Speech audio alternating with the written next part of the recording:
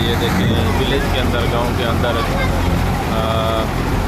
ये गंदम कटाई के बाद जो इकट्ठी होती है, जो आम ज़बान में ये इसको मशीन कहते हैं, कटाई मशीन, जो इसको सिंपल ज़बान में थ्रेशर कहते हैं थ्रेशिंग में।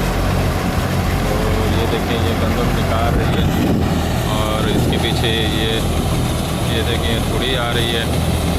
यहाँ बच्चे काफ़ी आए हुए हैं, इसको देख रहे हैं कि ये कैसे हो रहा है। इसके बाद जब ये मुकम्मल होती है, इसके बाद ये बच्चों को भी इनको गंदम देते हैं। दुआ होती है, दुआ के बाद बरकत के लिए फिर गंदम तकसीम होती है और ये हर बंदा फिर अपना जो बनाता है वो अपने घर लेके जाता है। मैंने कहा आपको ये दिखाएं।